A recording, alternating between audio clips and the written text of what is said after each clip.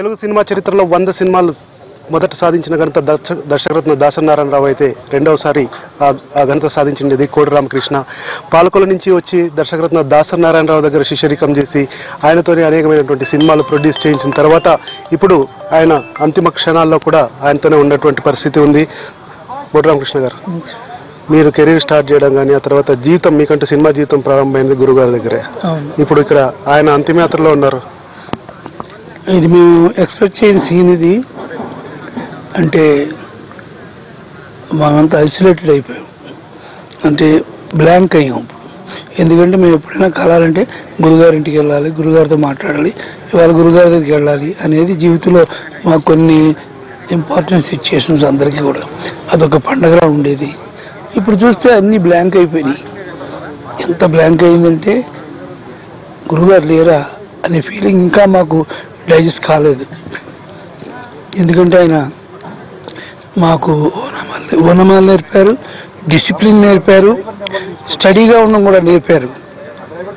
ఎంత కష్టంలో అయినా సరే మన ఓర్పు తెచ్చుకోవాలి, ఆ కష్టాన్ని మర్చిపోవాలి, ముందు వైపు వెళ్ళిపోవాలి అని చెప్పిన ధైర్యం ఇప్పుడు గుర్తు చేసుకోవాల్సి వచ్చింది.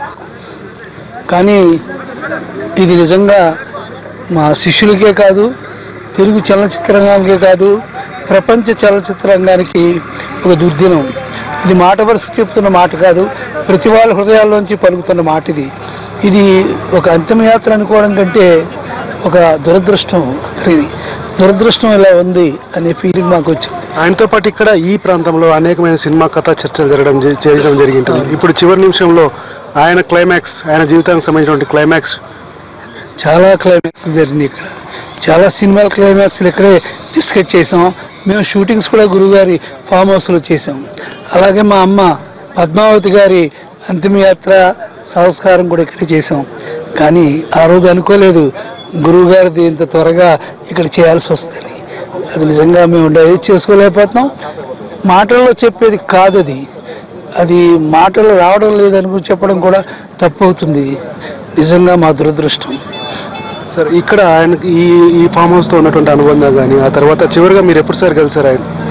మేము చివరిసారి ఆవిడ బర్త్డే సెలబ్రేషన్ ఇక్కడ చేశారు, అప్పుడు కలిసాం ఇక్కడ ఈ ఫామ్ హౌస్. గురువు గారిని చివరిసారి ఎప్పుడు కలిసారు? గురువు గారిని మేము ఎప్పుడు కలుస్తూనే ఉన్నాం. మన ఆసుపత్రిలో కూడా చాలాసార్లు కలిసాము. ఆయన ఆపరేషన్ జరిగే ముందు రోజు కూడా ఆయనతో గంటలు మేము అక్కడే ఉండేవాళ్ళు. ఆయనతోటి ఆయన ఎంటైన్ చేస్తూ, ఆయన మమ్మల్ని ఎంటైన్ చేస్తున్నాను. రామకృష్ణ సరే కథ చెప్పు అనేవారు ఆ బెడ్ మీద ఉండి కూడా. నేను కూడా ఏదో ట్రై చేస్తాను, రేపు చెప్తాను సార్ కదా, మీరు కొన్ని క్లైమాక్స్లు చెప్పాలి మాకు అన్నాను. తలగా చెప్తాను బాగా అని ఒకసారి నేను కథ కూడా చెప్పాను బెడ్ మీద. చెప్తే దీనికి క్లైమాక్స్ బాగుంది కానీ ముందు చెప్పేస్తున్నావు కథని, జాగ్రత్త అన్నారు. చూస్తే గురువుగారే అనిపించింది. సో మీకు ఆ మార్గదర్శి లేడు, ఇప్పుడు మార్గదర్శి లేరు. కానీ ఆయన నేర్పిన ఓనమాలు మాత్రం మేము దిద్దుతూనే ఉంటాం. ఆ ఓనమాలలోనే ప్రయాణం చేస్తాం. మేము కొత్తగా రూట్ క్రియేట్ చేసుకునేది కాదు. ఎందుకంటే దాసరి నారాయణరావు గారు చేసిన క్రియేషన్ ప్రపంచంలో ఎప్పుడు ఎక్కడ ఎవరు ఏ దర్శకుడు అడుగు వేయాలన్నా ఆయనకి అక్కడ ఒక డిక్షనరీ ఉంది అని చెప్పే గ్రేట్ పర్సన్ దాసరి నారాయణరావు. మా ఎన్టీవీకి ఇచ్చిన ఇంటర్వ్యూలో ఆయన ఒక మాట చెప్పారు, నాకు దాదాపు 100,000 మంది శిష్యులు ఉన్నారు, వీళ్ళంతా నా వారసులే తెలుగు సినిమా ఇండస్ట్రీలో, ఇక వారసులు ఉండాల్సిన అవసరం ఏముందని చెప్పి. నిజమే, ఆయన వారసు అందరూ చాలామంది వారసులే ఆయనకి. కానీ మేము మాత్రం ఆయన వారసులం కాదు, ఆయన స్టూడెంట్స్. వారసులు అంటే తలుచుకోవడం, వెళ్ళుకోవడం, వెళ్ళిపోవడం, పాటించడం. స్టూడెంట్స్ ఎప్పటికీ ఆయన దగ్గర నేర్చుకుంటాం మేము. అందుకని మేము దాసనారాయణరావు గారి స్టూడెంట్స్ ఎప్పటికైనా సరే. దాసనారాయణరావు వారసత్వం కన్నా విద్యార్థిగా ఉండడమే మాకెంతో యొక్క అనుభూతి మిగులుస్తుందని చెప్పి కూడా కోడి రామకృష్ణ చెప్పడం జరిగింది. ప్రస్తుతం నేను ఇక్కడ ఉన్నాను. ఇక్కడ ఈ యొక్క అంతిమ క్రియలకు సంబంధించినటువంటి పరిస్థితులు, ఏర్పాట్లన్నీ కూడా జరుగుతున్నాయి. ఈ చితిపైనే ఆయనకు సంబంధించి కూడా అంతిమ దహనానికి సంబంధించినటువంటి కార్యక్రమం అంతా జరిగే అవకాశం జరగనుంది.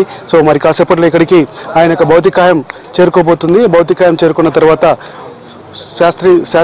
శాస్త్రీకరమైనటువంటి పద్ధతిలో ఆయనకి మొత్తం అంతా అంత్యక్రియలు జరపడానికి ఇక్కడ ఏర్పాట్లు పూర్తయ్యాయి.